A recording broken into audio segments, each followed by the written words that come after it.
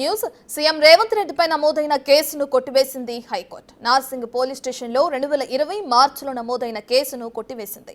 జన్వాడలో drone ఎగరవేశారంటూ Revanth సహా మరికొందరిపై case పెట్టిన నార్సింగ్ పోలీసులు 2020 మార్చిలో రేవంత్ రెడ్డిని అరెస్టు చేసి రిమాండ్కు తరలించారు. ఎఫ్ఐఆర్ క్వాష్ చేయాలని 2020 మార్చిలోనే రేవంత్ రెడ్డి పిటిషన్ దాఖలు చేశారు. జన్వాడ నిషిద్ధ ప్రాంతమేమీ కాదని రేవంత్ రెడ్డి తరపు న్యాయవాది హైకోర్టులో వాదించారు. రేవంత్ రెడ్డిపై తప్పుడు సెక్షన్ల కింద నమోదు చేశారని కోర్టు దృష్టికి తీసుకొచ్చారు. డ్రోన్ ఎగరవేసిన ప్రాంతం నిషిద్ధ జాబితాలో లేదని పీపీ కూడా చెప్పడంతో నార్సింగ్ పోలీస్ స్టేషన్లో నమోదైన ఎఫ్ఐఆర్ ను కొట్టివేస్తూ హైకోర్టు ఉత్తర్వులిచ్చింది.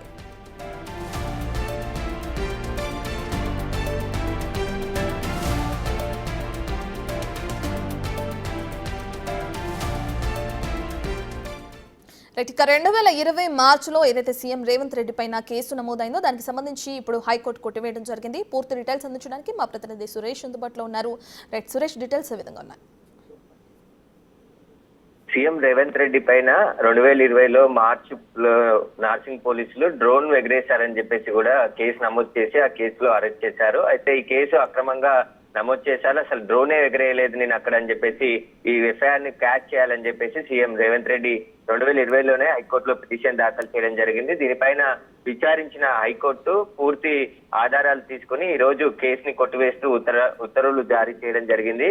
జన్వాడ ఫామ్ హౌస్ కు సంబంధించి డ్రోన్ ఎగరేశారని చెప్పేసి నార్సింగ్ పోలీసులు రేవంత్ రెడ్డితో పాటు మరికొంతమంది పైన కేసు నమోదు చేయడం జరిగింది. దీనికి సంబంధించి ఈ ఎఫ్ఐఆర్ ని క్వాష్ చేయాలని చెప్పి రేవంత్ రెడ్డి తరపు న్యాయవాదులు కోర్టులో వాదనలు వినిపించడం జరిగింది. పీపీ కూడా ఈ జన్వాడ ఫామ్ హౌస్ ఏమై నిషేధిత ప్రాంతంలో లేదు అని జాబితాలో లేదు అని చెప్పేసి కోర్టు దృష్టికి తీసుకొని రావడంతో కేసుని కొట్టివేస్తూ ఉత్తర్వులు జారీ చేయడం జరిగింది. అసలు ఈ డ్రోన్ ఎగరేసిన కేసులో అక్రమంగా కొన్ని సెక్షన్లను తనపై నమోదు చేసి రిమాండ్ చేసే విధంగా చేశారు పోలీసులు అని చెప్పేసి కూడా వినిపించడం జరిగింది. దీంతో కోర్టు ఏకీభవించి రేవంత్ రెడ్డి మీద నమోదైన ఈ ఎఫ్ఐఆర్ ను కొట్టివేస్తూ ఉత్తర్వులు జారీ చేయడం జరిగింది.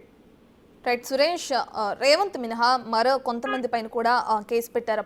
అప్పుడు నార్సింగ్ పోలీసులు ఆ విషయం అందరికీ తెలిసింది. అయితే మరి ప్రస్తుతానికి హైకోర్టు ఆ కేసు కొట్టివేసిన నేపథ్యంలో వాళ్ళు ఎవరైనా మాట్లాడడం జరిగిందా? డీటెయిల్స్ అంటే ఈ కేసులో రేవంత్ రెడ్డి తరపు సీనియర్ న్యాయవాదులు కూడా వాదన వినిపించడం జరిగింది. అసలు రేవంత్ రెడ్డి అక్కడ డ్రోనే ఎగిరేయలేదు, వేరే వ్యక్తులు ఎగిరేసిన సమయంలో రేవంత్ రెడ్డి పేరును చేర్చి అక్కడ డ్రోన్ ఎగిరేశాడు జన్వాడ ఫామ్ హౌస్ మీద అని చెప్పేసి అక్రమంగా కేసు నమోదు చేసి పోలీసులు అరెస్ట్ చేసి రిమాండ్ కి తరలించారు అని చెప్పేసి కూడా వాదనలు వినిపించడం జరిగింది. దీనికి సంబంధించి అప్పుడు అంటే రేవంత్ రెడ్డితో పాటు మరికొందరి పైన కూడా కేసు నమోదైంది. ఆ కేసులో రిమాండ్ కూడా వెళ్లడం జరిగింది. కాబట్టి దీనికి సంబంధించి హైకోర్టులో సవాల్ చేసి దాదాపు 2020 నుంచి కూడా వాదనలు విని ఈ రోజు కేసుని కొట్టివేయడం జరిగింది. దీనికి సంబంధించి ఈ కేసులో ఉన్నవారు కూడా మరికొద్ది సేపట్లోనే స్పందించే అవకాశం కూడా కనబడుతుంది. Right, thank you Suresh.